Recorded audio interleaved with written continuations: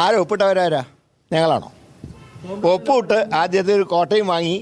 ആദ്യത്തെ കോട്ട വാങ്ങിയ സർവശിക്ഷാ അഭിയാന്റെ ആണെന്നാണ് അവരുടെ വിശദീകരണം. അതെന്താ തടസ്സം തടഞ്ഞു വയ്ക്കാൻ കാരണം എന്തായിരുന്നു? SS ഇതിൽ ഒപ്പിടാണ്ട് തരില്ല എന്ന് പറഞ്ഞു. വേഗം പോയിട്ട് ഒപ്പിട്ടു.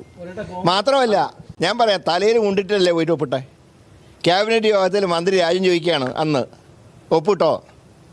നമുക്ക് പിന്നെ ആലോചിക്കാം. ഇതങ്ങനെയല്ല, ഞങ്ങൾ കൂട്ടായി തീരുമാനം എടുത്തു. ആ തീരുമാനം ഞങ്ങൾ നടപ്പാക്കുന്നു. ഒപ്പിട്ട സ്ഥിതിക്ക് അതിന് പിന്മാറാൻ നിവർത്തിയില്ല. അതുകൊണ്ട് പക്ഷേ സിലബസ് നിർണയത്തിലൊക്കെ ശക്തമായിട്ടുള്ള തീരുമാനം കേരള ഗവൺമെൻറ് ഉണ്ട്.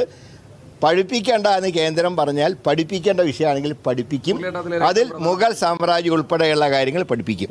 ഏറ്റവും പ്രധാനപ്പെട്ട വിഷയം, സുപ്രീം കോടതിയിൽ പോലും കേരളം ഈ വിഷയം ഫ്രീസ് ചെയ്തിരിക്കുകയാണെന്ന് അറിയിക്കുന്ന ഒരു സാഹചര്യം, കേന്ദ്രം പോലും അറിയിക്കുന്ന ഒരു സാഹചര്യം ഉണ്ടായി. KM ഷാജി ഒരു സ്റ്റേറ്റ്മെന്റ് കടന്ന് കളിക്കുന്നുണ്ട്. അത് സർക്കാരിനെ സംബന്ധിച്ചിടത്തോളം ഇത് ഒപ്പിട്ടൊരു വിഷയത്തിൽ പുറകോട്ട് പോകാൻ ഞങ്ങൾക്ക് കഴിയില്ല. ഇത് ക്യാബിനറ്റ് തീരുമാനമാണ്. ഞാൻ ക്യാബിനറ്റിലെ അംഗമാണ്. ക്യാബിനറ്റ് എടുക്കുന്ന തീരുമാനങ്ങൾ എനിക്ക് ഉത്തരവാദിത്വമുണ്ട്.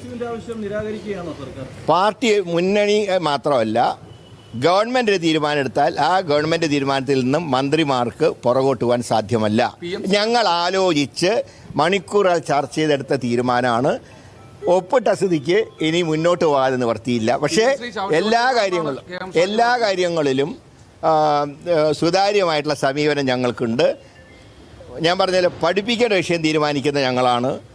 ഏത് വിദ്യാലയം തിരഞ്ഞെടുക്കാൻ തീരുമാനിക്കുന്നത് ഞങ്ങളാണ്. അങ്ങനെയുള്ള കാര്യങ്ങളുമായിട്ട് ഞങ്ങൾ മുന്നോട്ട്. ശിവൻകുട്ടി പറഞ്ഞ ഇപ്പൊ ഒഴുങ്ങി. ശിവൻകുട്ടിയാ പോയിട്ട് ഒപ്പിട്ടെ.